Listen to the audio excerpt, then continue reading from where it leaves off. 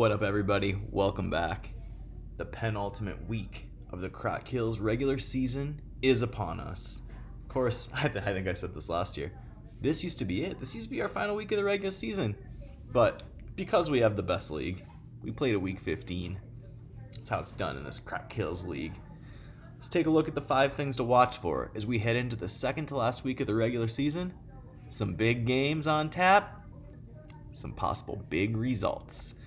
Quick hit number 1. Playing spoiler. Just 3 weeks ago, all business was 2-8, and the season looked over.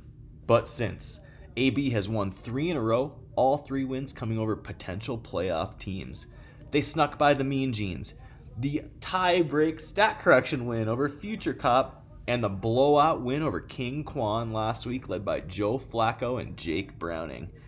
Digging a little deeper, though, maybe even more impressive, all business's 2 losses in the last 5 weeks have come by a total of 1 point. A 1-point loss and a tie-break loss. Now, they set their sights on another playoff team, hoping to play spoiler again versus the highly trained Apes. And let's be realistic, if all business can win out and get some help, they have a shot at the postseason. This could be a huge story if a team could come from 2-8 to the postseason. Whew. We'll be watching this one, and of course, the Apes may be a little worried going into this game today. It should be a fun one to watch.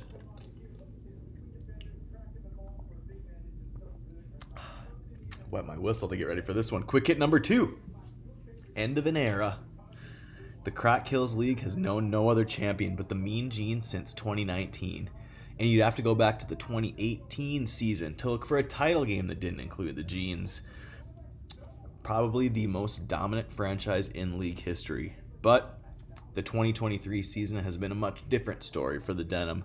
They have had hard luck, including injuries and ineffectiveness, and now sit at 6-7 on the outside of the postseason looking in. The Genes are going to need a win today, and they're going to need help down the stretch if they want to get back to the playoffs. But as we know, all they need to do is get into that tournament, and things can go anywhere from there. But it's going to take some work. Step 1 today, though, is going to be needing for the Genes to get a win. They face the Phil's Fugitives, so a win over the Cons is step 1 for the Genes. Quick hit number 3. Cop drop. Once 5-3 and surging, the Cops have lost 5 in a row at possibly the worst possible time.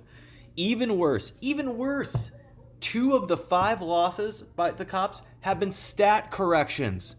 Insane. I don't think we've ever seen anything like this in league history.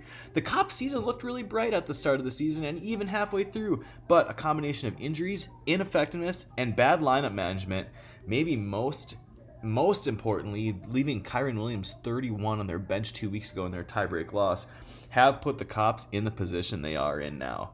The good news, though, for the Cops, a path to the playoffs does exist. The bad news, the path starts today against 9-4 unfinished business. Cops are going to need somethings to go their way if they're going to need to get back in the postseason. Been a minute for the Cops. Quick hit number 4. Flying high. Another win last week made it 5 in a row for Superfly TNT, and unlike the Cops, the Flies have surged at the best possible time. And they find themselves flirting with a possible pennant. Once languishing at just 4-4, the Flies have started their streak with a tiebreak win over all business, which we referenced just a little while ago. Imagine that game goes the other way. Who knows where we could be right now? And in the last 5, 3 of those wins have been over playoff contending teams. None more important than last week's 148-101 shellacking of unfinished business, which could be huge. They also survived a 1-point win over Kwan, another game that looms extremely large in both the standings and the potential playoff implications. The Flies now today, though, another big game. This one could be huge as Superfly takes in the Dimebags. Of course, you think that might be a win, but the Bags have been pesky this year. We'll see if they can jump back in, make a little noise, send Superfly packing. Quick hit number 5. Clinching scenario. A win today could crown Shittown as the pennant winner of this season. 10-3, 3 wins in a row for Town, 4 high scores, the leading team for high scores, and I think most impressively, Shittown has only been held under 100 points once this season. They lead all teams in that category. Week 7 was the only game they have been held under 100 points, 84 that week.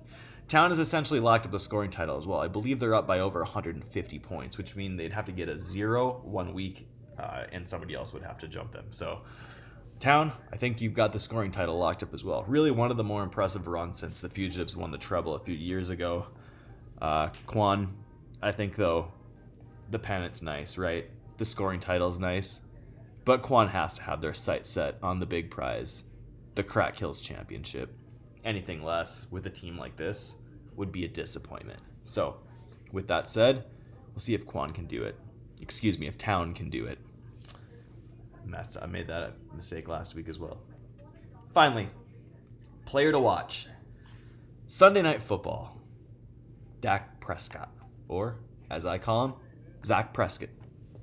Prime time, late season, on a roll. This seems like the perfect time for Dak to throw 4 interceptions. We'll see if he does. Dak, it's going to need a big game.